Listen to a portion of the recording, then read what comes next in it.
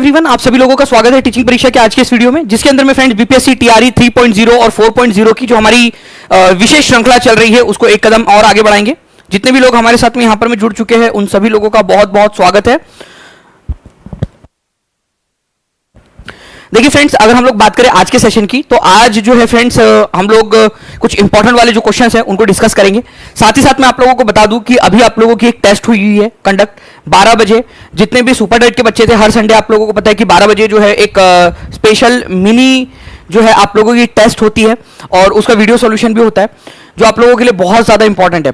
तो आप लोगों का आज टेस्ट हुई, अगर जितने भी लोग होंगे जिन्होंने टेस्ट दी होंगी उनका स्कोर कितना आया वो बता सकते हैं यहां पर में। साथ ही साथ आप सभी लोगों के लिए इंपॉर्टेंट है उसका वीडियो सॉल्यूशन जो आज हम लोग शाम में 5 बजे करने वाले हैं, तो वो भी आप लोग जरूर देखिएगा। चलिए पहले क्वेश्चन की तरफ में आगे बढ़ते हैं फ्रेंड्स। आप लोगों को चैलेंज, आप बताइए यहां पर में गेट की जगह लेने वाला विश्व व्यापार संगठन का मुख्यालय कहां पर में है? कौन सा वाला जो है विश्व व्यापार संगठन या वर्ल्ड ट्रेड ऑर्गेनाइजेशन जिसने गेट की जगह ली?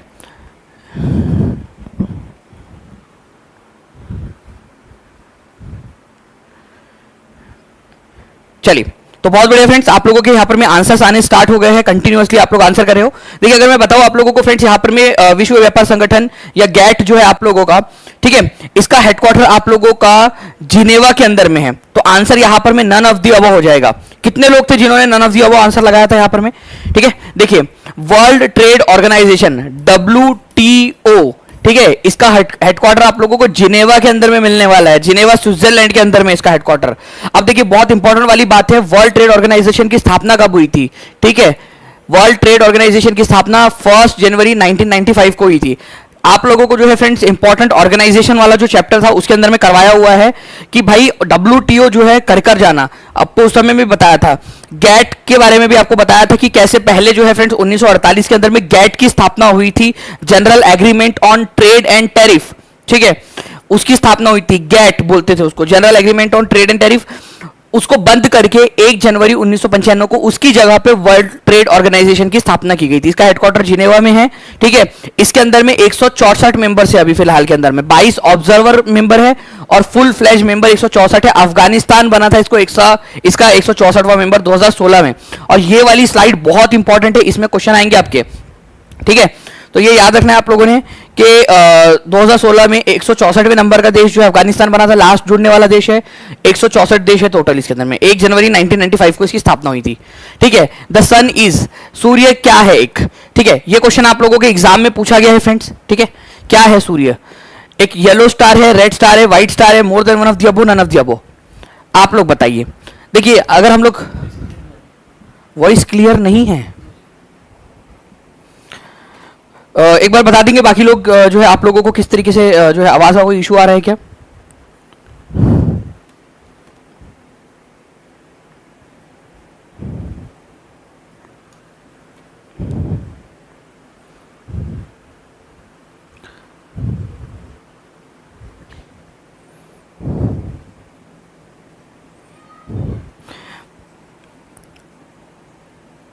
जी हाँ, आवाज़ के अंदर में कुछ आप लोगों को जो है फ्रेंड्स प्रॉब्लम आ रही है, इसके अंदर में क्लियर नहीं है थोड़ा सा आवाज़ के अंदर में।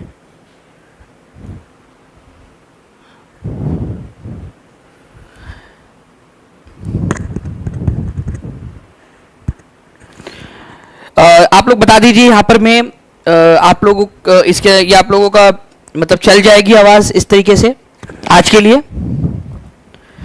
आज के लिए आप लोग चला लोगे इसको। हम लोग जो है फ्रेंड्स इसमें थोड़ा सा फिर कल जो है इसके अंदर में कर लेंगे हम लोग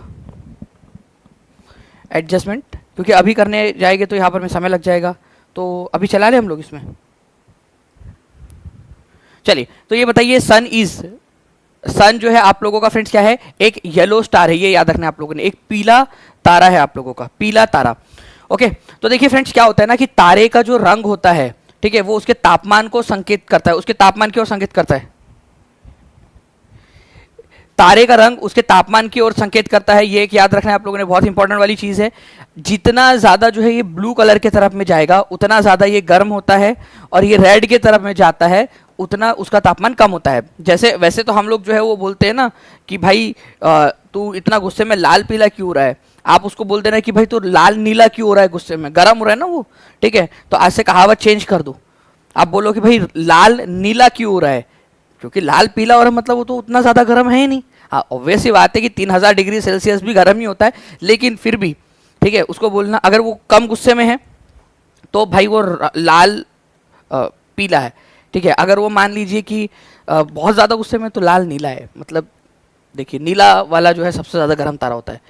ये एक बहुत ही इंटरेस्टिंग सा क्वेश्चन बन सकता है। एग्जामिनर भाई साहब अगर लेक्चर देख रहे हो या कोई किसी उसका रिश्तेदार हो, ठीक है, वैसे भी बिहार के अंदर में पता नहीं कहाँ कहाँ से आप लोग क्वेश्चन जो इधर उधर निकल जाते हैं, ठीक है, कोई रिश्तेदार हो तो पहुँचा देना उस तक क्वेश्चन एग्जामिनर तक कि भाई ये वाला क्वेश्चन बना दो करके मस्त पैकी कि 4 तारे दिए हुए हैं, उनमें से सबसे अधिक गर्म तारा कौन सा होगा। मैं आपको गारंटी देता हूँ कि जिन बच्चों ने भी ये लेक्चर नहीं देखा होगा, जो टीचिंग परीक्षा से लेक्चर देखकर नहीं गए होंगे, जो दानिश सर से पढ़ के नहीं गए होंगे, वो लाल लगा के आएंगे, ठीक है, सबसे ज़्यादा गर्म। जबकि सबसे ज़्यादा गर्म जो है आप लोगों का जो ब्लूइश वाइट होता है ना, वो सबसे ज़्यादा गर्म होता है आपका, ठीक है। तो तापमान जो है वो इशारा करता है उसका कलर जो उसके तापमान की तरफ में इशारा करता है, उसके सरफेस टेम्परेचर का। और मैं आपको बता दूं कि हमारा तारा जो है वो एक येलोइश तारे के अंदर में आता है, येलो तारे के अंदर में, ठीक है, पीला तारा है हमारा, मतलब इसका सरफेस टेम्परेचर 6000 डिग्री सेल्सियस के पास में है, ठीक है। चलिए एग्जाम में पूछा गया क्वेश्चन है आप लोगों का ये। नाउ फ्रेंड्स अब आप लोग यहाँ पर में नेक्स्ट क्वेश्चन की तरफ में हम लोग आगे बढ़ते हैं, ठीक है। देखिए एक है आप लोगों का 69 नंबर का फिल्म फेयर पुरस्कार। देखिए एक होता है आपका दादा साहेब फाल्के पुरस्कार, वो अलग है, यहाँ पर में है फिल्म फेयर पुरस्कार, ठीक है। 69वें नंबर का फिल्म फेयर पुरस्कार 2024 में लाइफ टाइम अचीवमेंट पुरस्कार से किसे सम्मानित किया गया है। फिल्म फेयर पुरस्कार की बात हो रही है, तो फिल्म फेयर पुरस्कार जो है फ्रेंड्स इसके अंदर में डेविड धवन जो है ना, इनको दिया गया है लाइफ टाइम अचीवमेंट पुरस्कार, ये याद रखेंगे आप लोग, 69th एडिशन का फिल्म फेयर अवार्ड का, ओके। तो फिल्म फेयर अवार्ड जो है आप लोगों का, इसके अंदर में बेस्ट फिल्म जो थी 12th फेल थी, ठीक है। Best director Vidhu Vinod Chopra 12th fail के लिए दिया गया है। Best actor in leading role Ranbir Kapoor को दिया गया है एनिमल मूवी के लिए। और जब तक इस तरीके की मूवीज़ को यहाँ पर में प्रमोट किया जाएगा जो वायलेंस देती है, जो है लोगों में नफरत और गुस्सा और इस तरीके की जो खतरनाक वाली चीज़ें देती रहती है, तब तक क्या ही होगा पता नहीं हमारे समाज का। फिर भी फ्रेंड्स यहाँ पर में फिल्म फेयर अवार्ड के अंदर में मुख्य भूमिका में सर्वश्रेष्ठ अभिनेता रणबीर कपूर को दिया गया है एनिमल मूवी के लिए, ठीक है। मुख्य भूमिका में सर्वश्रेष्ठ अभिनेत्री आलिया भट्ट, रॉकी और रानी की प्रेम कहानी, ठीक है। सहायक भूमिका, ठीक है, डंकी मूवी के अंदर में विक्की कौशल को। तो ये कुछ चीज़ें थी आप लोगों की फिल्म फेयर। तो आप लोगों को बहुत ज़्यादा जो है चीज़ें याद नहीं रखनी इसके अंदर में, यहाँ तक याद रखेंगे आप सभी लोग फिल्म फेयर अवार्ड के अंदर में, और लाइफ टाइम अचीवमेंट अवार्ड, ठीक है, David Dhawan life time achievement, ये वाला बस इतना याद रखना है आपने, ठीक है। सर्वश्रेष्ठ फिल्म फेयर के अंदर में देखिए अलग अलग अवार्ड सेरेमनीज होती है, उसमें अलग अलग अवार्ड्स होते हैं, यहाँ बात हो रही है फिल्म फेयर अवार्ड की, ठीक है। तो सर्वश्रेष्ठ फिल्म 12वीं फेल, सर्वश्रेष्ठ निर्देशक विधु विनोद चोपड़ा 12वीं फेल के लिए, ठीक है। मुख्य अभिनेता एनिमल मूवी के लिए रणबीर कपूर को, मुख्य अभिनेत्री आलिया भट्ट रॉकी रानी की प्रेम कहानी, ठीक है, और मुख्य सहायक में सर्वश्रेष्ठ अभिनेता विक्की कौशल। और lifetime achievement award Filmfare के अंदर में, ठीक है, Filmfare award 69th edition of Filmfare award, ठीक है, डेविड धवन को, ठीक है। तो ये कुछ इंपॉर्टेंट था आपका। और आप लोगों को बता दूं फ्रेंड्स कि आज शाम में आप लोगों का जो है ना हम लोग जो आपका यूपी के अंदर में जो पेपर हुआ है उसके अंदर में भी हम लोग उसकी भी हम लोग एक वीडियो सॉल्यूशन करने वाले हैं। जैसे हर संडे को जो टेस्ट होती है, कितने लोग थे जिन्होंने यहाँ पर में टेस्ट दी है, हाथ ऊपर करके बता देंगे जल्दी से, ठीक है, जो यूपी सुपर टेट की भी तैयारी कर रहे हैं और उन्होंने आज की टेस्ट दी हो। ऐसे ही फ्रेंड्स हम लोग जो है जल्द बीपीएससी के लिए भी स्टार्ट करेंगे, बीपीएससी टीआरई के लिए। तो देखिए अगर मैं बात करूं फ्रेंड्स, भारत छोड़ो आंदोलन के दौरान निम्नलिखित में से कौन हजारीबाग जेल से भाग गया था। 67th बीपीएससी का क्वेश्चन है आप लोगों का 8 मई 2022 का। तो हजारीबाग जेल से जो है जयप्रकाश नारायण, जेपी नारायण जो है वो भाग गए थे। भागकर कहाँ चले गए थे जल्दी से बता सकते हो आप लोग?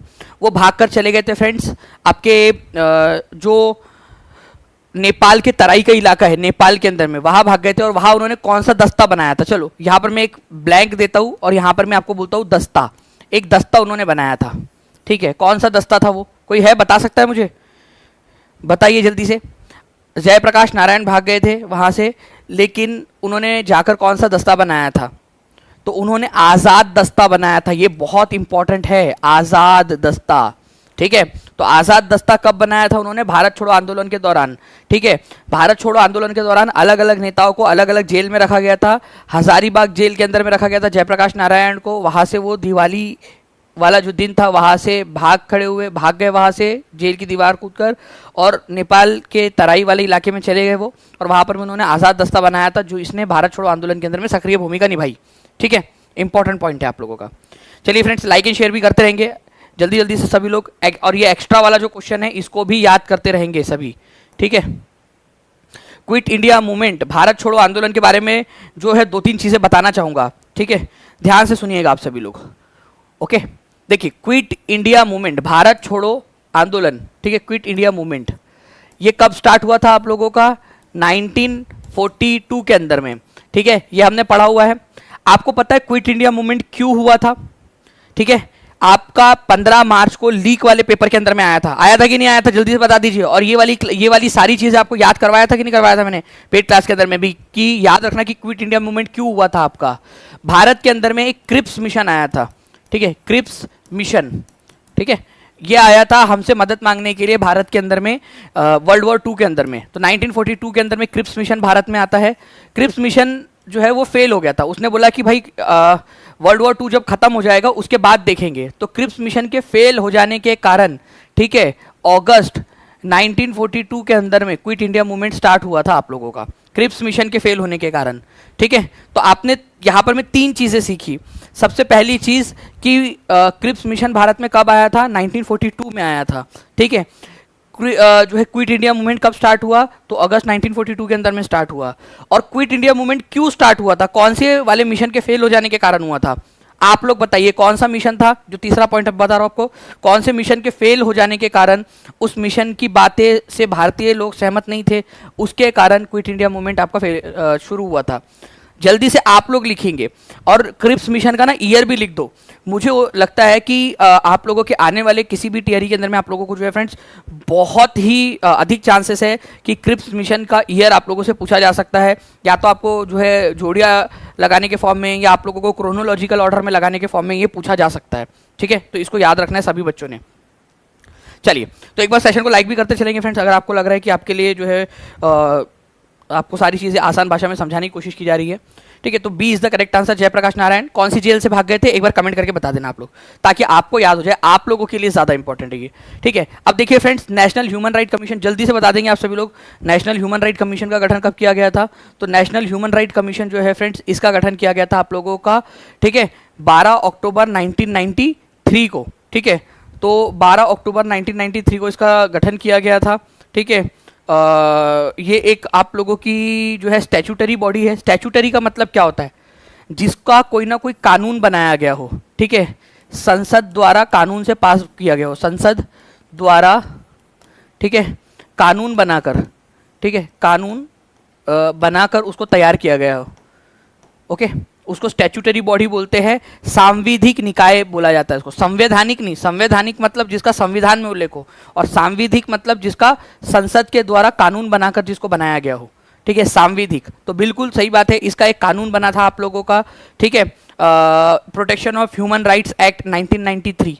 ठीक है, उसके जरिए 1993 में इसकी स्थापना हुई। ये भी सही है, ये भी सही है, तो आंसर आपको उपयुक्त में से एक से अधिक हो जाएगा। मल्टी मेंबर्ड बॉडी है, मतलब एक से ज़्यादा मेंबर होते हैं उसमें, वो तो बात बिल्कुल सही है उसके अंदर। ठीक है, मल्टी मेंबर बॉडी होती है। अभी आप लोगों को बता दूं, अभी फिलहाल के अंदर में जो है फ्रेंड्स, इसके अध्यक्ष कौन है? ठीक है, नेशनल ह्यूमन राइट कमीशन के। ठीक है, तो जस्टिस अरुण मिश्रा जो है फ्रेंड्स इसके अध्यक्ष है, अगस्त 2021 से जस्टिस अरुण मिश्रा, और रंगनाथ मिश्रा जो है इसके पहले अध्यक्ष थे। ठीक है, रंगनाथ मिश्रा। तो प्लीज़ 2 याद रख लीजिए आप सभी लोग। ठीक है, 2 पॉइंट यहीं पे लिख देता हूँ मैं आप लोगों का। ठीक है, इसमें यहाँ पर हम ऐसा बना देते हैं। ठीक है, नेशनल ह्यूमन राइट कमीशन, ठीक है, कब बना था ये आप लोगों का? 12 अक्टूबर, सभी लोग लिखेंगे 12 अक्टूबर 1993 को बना था। ये एक संवैधानिक निकाय है, संवैधानिक निकाय है। दूसरी चीज हमने क्या सीखा? हमने सीखा कि आपका जो ये जो नेशनल ह्यूमन राइट कमीशन है, इसके अब जो फर्स्ट प्रेसिडेंट थे, ठीक है, वो थे रंगनाथ मिश्र, रंगनाथ मिश्रा। ठीक है, और अभी वाले प्रेजेंट के अंदर में जो अध्यक्ष है वो कौन है, अभी ये भी बता दीजिए आप सभी लोग। अभी मैंने आपको बताया, ठीक है, कि अभी प्रेजेंट के अंदर में कौन है। वेरी गुड, आप लोगों के आंसर जो है फ्रेंड कंटिन्यूसली आ रहे हैं। अरुण मिश्रा, जस्टिस अरुण मिश्रा, ठीक है, प्रेजेंट के अंदर में अरुण मिश्रा। ओके, अच्छा इसका हेडक्वार्टर कहाँ पर में, नेशनल ह्यूमन राइट कमीशन का, इसका हेडक्वार्टर दिल्ली में है, सरदार जो है पटेल भवन, ठीक है, सरदार पटेल भवन नई दिल्ली के अंदर में इसका हेडक्वार्टर्स है। तो हेडक्वार्टर्स, ठीक है, सरदार पटेल भवन, सरदार पटेल भवन, ठीक है, न्यू दिल्ली, ठीक है, नई दिल्ली के अंदर में इसका हेडक्वार्टर है। तो ये भी चीज़ आप लोगों ने याद रख लेना है। तो जो जो इंपॉर्टेंट चीज़ें थी वो मैंने आपको बता दिया। इसके अंदर में national human right commission, date के साथ में आप लोग बता देंगे कि कौन से तारीख को इसका गठन किया गया था, ठीक है। चलिए, ये सारी चीज़ें जो इंपॉर्टेंट चीज़ें थी वो मैंने आपको बता दिया। ये आप देख सकते हो फ्रेंड्स कि ये आप लोगों का TRE 2.0 के अंदर में आया था क्वेश्चन। ओके, TRE 2.0 के अंदर में। नाउ अब मैं एक ऐसा क्वेश्चन पूछूंगा आप लोगों से, तैयार हो जाइए, जो हर एक बच्चा, ठीक है, उसका आंसर करना चाहिए। मेरे को एक एक बच्चा आंसर करेगा यहाँ पर। मैं पहले अपने आप से वादा कर लो कि ये क्वेश्चन अब मैं पूछूंगा, इसका हर एक बच्चा जो है इस पर्टिकुलर क्वेश्चन का आंसर करेगा, ठीक है। चलिए, आपके सामने क्वेश्चन जो है आप लोगों के सामने TRE 1 का क्वेश्चन, आंसर करो। एक एक बच्चे का आंसर यहाँ पर में आ जाना चाहिए, ताकि आपका जो है यहाँ पर में मोटिवेशन बढ़े, आपका यहाँ पर में कॉन्फिडेंस बढ़े। बताइए जल्दी से।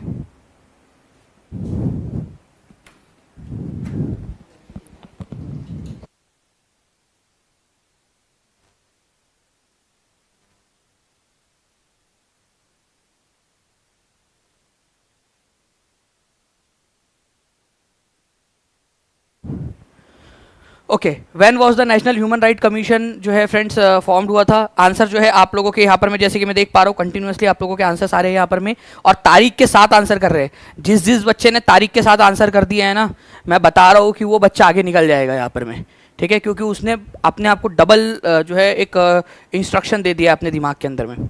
चलिए, बहुत बढ़िया फ्रेंड्स, 1800 के करीब आप लोगों ने लाइक्स भी कर दिए हैं सेशन को, बहुत शुक्रिया। तो 1993 के अंदर में हुई थी, 12 अक्टूबर को, 12 अक्टूबर को, ठीक है। तो आंसर उपयुक्त में से कोई नहीं इज द आंसर, ठीक है। और इस तरीके से आंसर करना होता है। 1600 जो है 56 का चैट रेट चल रहा है आप लोगों का, इतना स्पीड में आप लोग जो है फ्रेंड्स आंसर कर रहे हो सभी लोग, बहुत बढ़िया, is the correct answer. Next जो है फ्रेंड्स आप लोगों का क्वेश्चन देखते हैं, बख्तियार खिलजी निम्नलिखित में से किस सुल्तान का सेनापति था। अब देखिए, ये आप लोगों का एक जीके का क्वेश्चन है फ्रेंड्स, बहुत ही इंटरेस्टिंग वाला क्वेश्चन, आपको बता दूं, ठीक है। बख्तियार खिलजी, ठीक है, इसने क्या किया। आप देखिए, बख्तियार खिलजी जो था, इसने जो है फ्रेंड्स भारत में, ठीक है, जो बिहार हमारा राज्य है वहाँ पर में नालंदा यूनिवर्सिटी को आग लगा दी, ठीक है। उसके बाद में जो है विक्रमशिला यूनिवर्सिटी को जला दिया, कई सारे जो है विहार मठ थे उसको तोड़ दिए, तो बहुत कुछ उसने भसड़ मचाई थी, ठीक है, बख्तियार खिलजी। तो ये किसका जनरल था भारत के अंदर में, तो वो कुतुबुद्दीन ऐबक का जनरल था, कुतुबुद्दीन ऐबक का, ठीक है, सेनापति था वो। कुतुबुद्दीन ऐबक वही है जिसने दिल्ली सल्तनत की नींव रखी थी भारत के अंदर, और दिल्ली सल्तनत का पहला सुल्तान बना कुतुबुद्दीन ऐबक। इसका एक सेनापति था बख्तियार खिलजी, जिसने बिहार में आकर भसड़ मचाई, ठीक है। अच्छा, बख्तियार खिलजी ने बिहार में आकर भसड़ मचाई थी, ये वाली बात आपको किसने बताई। ऑब्वियसली बात है, दानिश सर ने तो बताई आप लोगों को, ठीक है, बट हम सबको किसने बताया।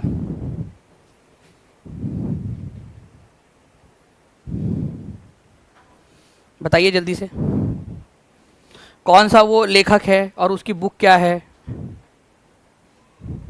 वेरी गुड, बहुत बढ़िया, कई सारे लोग जो है फ्रेंड्स लिख रहे हैं, दानिश सर ने बताया है, लेकिन दानिश सर के अलावा जो है फ्रेंड्स यहाँ पर उस समय में, ठीक है, बख्तियार खिलजी ने बिहार में आकर भसड़ मचाई थी, वो वाली बात तबाकत नासिरी, तबाकत, ठीक है, तबाकत ए नासिरी नाम की जो पुस्तक है, ठीक है, तबाकत ए नासिरी, ये पुस्तक लिखी है तुम्हारे चचा के लड़के, ठीक है, मिनहाज सिराज ने, मिनहाज ए सिराज ने, ठीक है, मिनहाज सिराज, ओके, उसने ये पुस्तक लिखी है।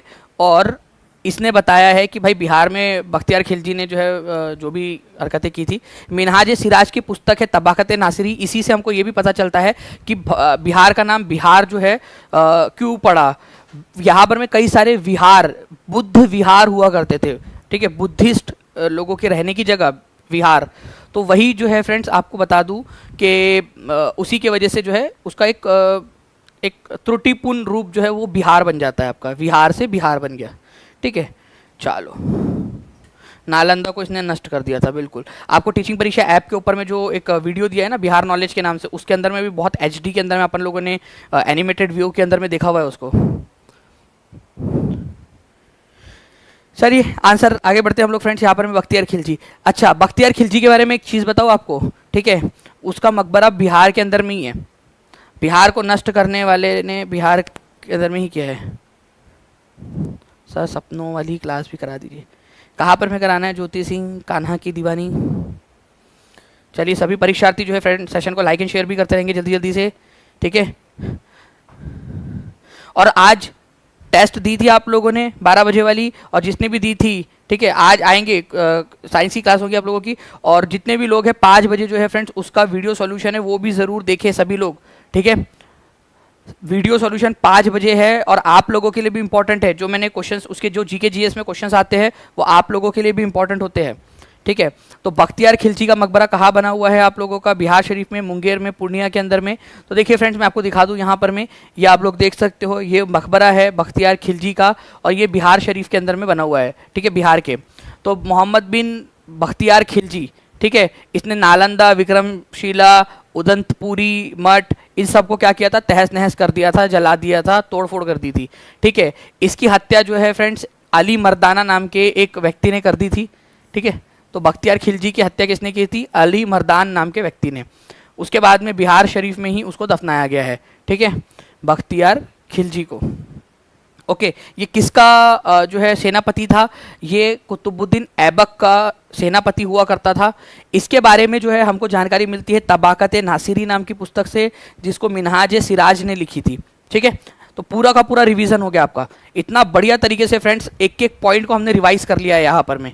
ओके, चलिए जल्दी से आगे बढ़ते हैं फ्रेंड्स हम लोग हमारे नेक्स्ट क्वेश्चन की तरफ में। निम्नलिखित में से कौन भारतीय संविधान के संशोधन में सम्मिलित होता है? संविधान में संशोधन, पहली बात तो संविधान संशोधन का आर्टिकल बताएंगे आप लोग, आर्टिकल, और हर एक बच्चे ने बताना चाहिए आर्टिकल। दूसरी चीज कहाँ से लिया गया था, एक एक पॉइंट आपको बता रहा हूँ फ्रेंड्स यहाँ पर मैं। संविधान संशोधन का कंसेप्ट कौन से देश से लिया गया है? ओके, ये भी बताइए आप लोग, कौन से देश से ये प्रक्रिया उधार ली गई है वो भी आप बता देंगे, ठीक है। तो संविधान संशोधन करने के लिए आप लोगों का जो आर्टिकल है वो है आर्टिकल नंबर 368, आर्टिकल 368, बहुत ही इंपॉर्टेंट वाला पॉइंट है ये, ठीक है। इसके अलावा ये जो कंसेप्ट है हमने कहाँ से लिया था फ्रेंड्स? ये हमने साउथ अफ्रीका से लिया, ये भी याद रखना है आप सभी लोगों ने, साउथ अफ्रीका, ठीक है। साउथ अफ्रीका का जो पुराना संविधान था उससे हम लोगों ने इसको उधार लिया था, साउथ अफ्रीका से, ठीक है। इसके बाद में जो है अगर बात करूं कि संविधान संशोधन होता कैसे है, तो देखिए फ्रेंड्स ये हमारी संसद है, मान लीजिए संसद के 2 सदन हैं, लोकसभा और राज्यसभा, ठीक है, 2 सदन हैं, ठीक है।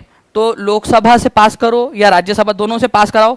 फिर संसद का तीसरा अंग है राष्ट्रपति, प्रेसिडेंट ऑफ इंडिया, ठीक है, प्रेसिडेंट ऑफ इंडिया से भी उसको हस्ताक्षर करने होंगे उसको, राष्ट्रपति को भी।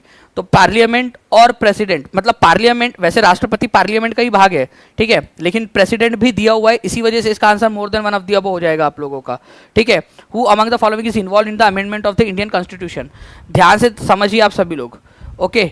यहाँ पर में जो भी बच्चे अगर मान लीजिए बी आंसर लगा दे तो उसमें आपको एक संशोधन करना पड़ेगा थोड़ा सा, क्योंकि राष्ट्रपति भी इन्वॉल्व होते हैं। राष्ट्रपति की मंजूरी के बिना कोई संविधान संशोधन संशोधित नहीं होता है, ठीक है। वैसे एग्जामिनर भाई साहब ने समझना चाहिए था कि राष्ट्रपति जो है वो संसद का ही भाग है। संसद में लोकसभा, राज्यसभा, ठीक है, क्या क्या होता है संसद के अंदर में? लोकसभा, राज्यसभा, ठीक है, और प्रेसिडेंट ऑफ इंडिया, ये 3 लोग होते हैं। ये अपने आप में एक इंपॉर्टेंट है, लिखो संसद के तीनों अंगों के नाम लिखो। संसद के 3 भाग है, 2 सदन है लेकिन 3 भाग है। सदन मतलब जहां बैठ सकते हैं, अब राष्ट्रपति के अंदर थोड़ी ना घुस के बैठोगे आप लोग, ठीक है। तो लोकसभा में बैठ सकते हो, राज्यसभा में बैठ सकते हो, तो ये 2 सदन है और संसद के भाग भी है, और राष्ट्रपति खुद संसद का भाग है, ठीक है। जब तक राष्ट्रपति हस्ताक्षर ना करे वो कानून पास नहीं होता, ठीक है। तो ये भी है और ये भी है आपका संसद भी। संसद का वैसे ये इसमें आ भी गया है लेकिन अलग से भी दे दिया है उसने। तो आंसर होगा उपर्युक्त में से एक से अधिक। ये कौन इन्वॉल्व होता है? तो राष्ट्रपति इन्वॉल्व होता है ना भाई, ठीक है। इसी वजह से इसका आंसर ऑप्शन नंबर डी है, ठीक है। समझ में आया ना आपको कि क्यों है आंसर इसका डी? क्योंकि राष्ट्रपति अलग से भी दिया हुआ है। ये कई सारे जगहों के ऊपर में फ्रेंड्स इसका आंसर जो है बी लगा के आगे बढ़ रहे लोग, लेकिन मैं बता दूं इसका आंसर डी है एक्चुअल में। ठीक है, और ये आर्टिकल आप लोग लिख दोगे एक बार फिर से कि कौन सा आर्टिकल है जिससे लिया गया, कौन सा आर्टिकल है। और दूसरी चीज आपको बताना है कि कौन से देश से इसको उधार लिया गया है, सभी लोग लिख देंगे जल्दी से। और सेशन को लाइक भी करते चलेंगे यार, 3000 से ज़्यादा बच्चे देख रहे हैं। ठीक है, 2100 से ज़्यादा लाइक आप लोगों ने कर दिया है। चलिए नाउ फ्रेंड्स, भारत के संविधान की प्रस्तावना में प्रयुक्त स्वतंत्रता, समानता और बंधुत्व शब्द किस क्रांति से प्रेरित है?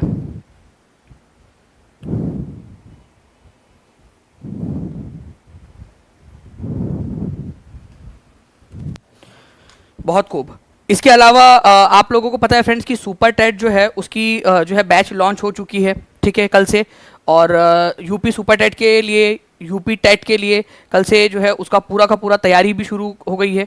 तो आप जितने भी लोग हैं जो यूपी टेट के लिए या यूपी सुपर टेट के लिए तैयारी कर रहे हैं, ठीक है, वो अभी जो विशेष ऑफर चल रहा है आप लोगों का सक्सेस किट के साथ में, ठीक है, उसके अंदर में आप लोग जो है वो ज्वाइन हो सकते हैं, जिससे कि आप लोगों तक भी जो सक्सेस किट है वो पहुंच सके। ठीक है, सुपर टेट वाली सक्सेस किट। ठीक है,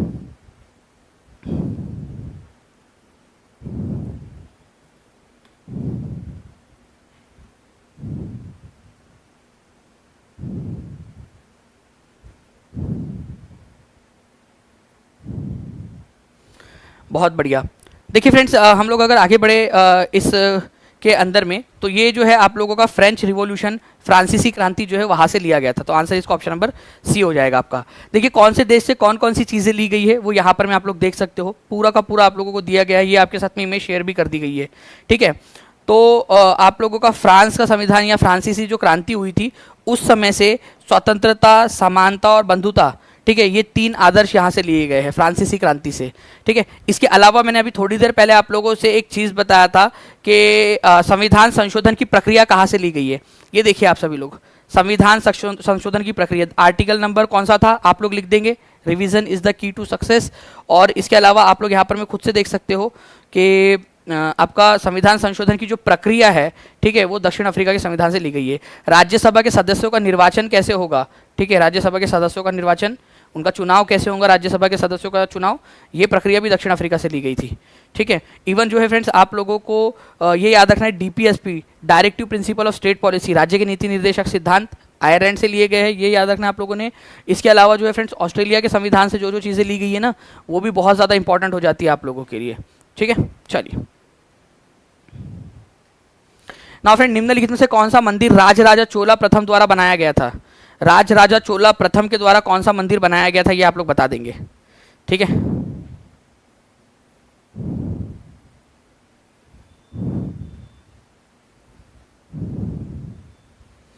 ओके, तो देखिए फ्रेंड्स, राजराजा चोला प्रथम द्वारा बनाया गया मंदिर जो है वो है आप लोगों का, ठीक है, अगर मैं मीनाक्षी मंदिर की बात करूं मदुरई के अंदर में, ये पांड्या जो राजवंश था उनके द्वारा बनाया गया था।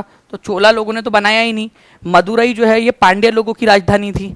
और मीनाक्षी टेम्पल जो है यहाँ पर में कुलशेखर पांड्या, ठीक है, हार्दिक पांड्या नहीं है, वो नहीं तो बोलेंगे हार्दिक पांड्या ने बनाया गया सर, नहीं, कुलशेखर पांड्या, ठीक है, वो पांड्या वंश राजवंश का राजा था कुलशेखर पांड्या, उसने मीनाक्षी टेम्पल बनाया था। ठीक है, ऐरावतेश्वर टेम्पल जो है फ्रेंड्स दारासुरम के अंदर में, वो बनाया था राजा 2 ने। ठीक है, ऐरावतेश्वरा टेम्पल राजा ने बनाया है, लेकिन राजा कौन सा है वो, राजा 2 सेकेंड, यहाँ पर मैं राजा प्रथम बोला है।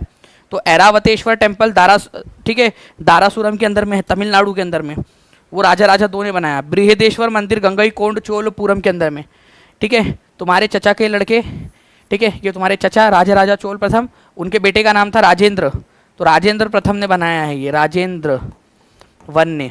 ठीक है, बृहदेश्वर टेम्पल गंगईकोंड चोलपुरम के अंदर में। बात आती है राजराजा प्रथम की, तो उसने भी बृहदेश्वर मंदिर बनाया है, बृहदेश्वर टेम्पल उसने भी बनाया है, लेकिन उसने कहाँ बनाया था, उसने बनाया था तंजाउर के अंदर में, तंजाउर के अंदर में, या जिसको तंजाउर भी बोलते हो आप लोग, तंजाउर के अंदर में। ओके, तो राजराजा प्रथम उसने बृहदेश्वर मंदिर बनाया, जिसको दक्षिण का मेरू भी कहते हैं। जैसे उत्तर भारत के अंदर में ना मेरू पर्वत, वैसे ही इसको दक्षिण का मेरू कहते हैं बृहदेश्वर टेम्पल को, तंजाउर के। ठीक है, तो बृहदेश्वर मंदिर तंजावुर वाला, गंगईकोंडचोलपुरम वाला नहीं, तंजावुर और गंगईकोंडचोलपुरम दोनों दोनों अलग अलग शहर है और दोनों में बृहदेश्वर मंदिर है। तंजावुर के अंदर में बनाया था राजराजा चोल ने, ठीक है, प्रथम ने, राजा राजा चोल प्रथम या राजा राजा चोल वन ने, ठीक है। गंगईकोंडचोलपुरम के अंदर में बनाया था राजेंद्र वन ने, जो कि राजराजा प्रथम का बेटा था राजेंद्र, ठीक है, वन उसने बनाया था। मीनाक्षी टेम्पल, ठीक है, मदुरई के अंदर में है। डायरेक्ट क्वेश्चन बनेगा आपका, कुलशेखरा पांड्या ने बनाया था। ऐरावतेश्वर टेम्पल जो है फ्रेंड्स राजराजा दो ने बनाया था, ठीक है, जो राजा राजा वन का पर पोता था, ठीक है, राजराजा दो, तो दारासुरम के अंदर में उसने बनाया था, ये याद रखना है आप लोगों ने। तो आपको बता दूं फ्रेंड्स कि आंसर इसका ई हो जाएगा। कितने बच्चे हैं जिन लोगों को ये नई चीज़ सीखने मिली और उन लोगों को गलत हुआ चाहे लेकिन उनको याद हो गया आपका, ठीक है, चाहे गलत भी हुआ होगा आप लोगों का लेकिन आप लोगों ने अब सीख लिया है। आपको जो है यहाँ पर में ओके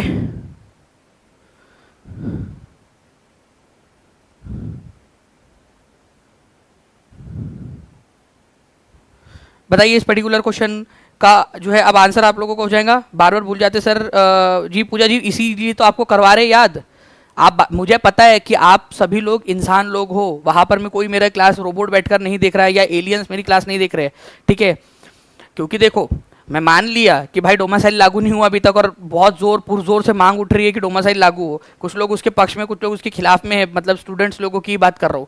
लेकिन इतना भी डोमासाइल जो है वो अपोज नहीं हुआ कि एलियंस आके जो है या रोबोट लोगों को दे दे। भाई आप लोग इंसान हो, मुझे पता है, इसी वजह से तो रिवाइज करा रहा हूँ आपको, ठीक है।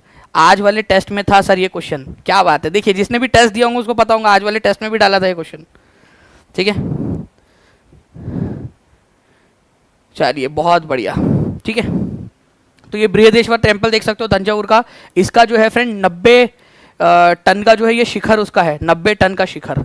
आप सोचिए इतना भारी भरकम शिखर इतने ऊपर कैसे पहुंचाया गया होगा, ठीक है। तो ऐसा रास्ता बनाया गया था, चढ़ाईदार रास्ता, ऐसे ऐसे ऐसे ऐसे करते करते बहुत लंबा 4 किलोमीटर लंबा रास्ता था ये, चढ़ाईदार रास्ता।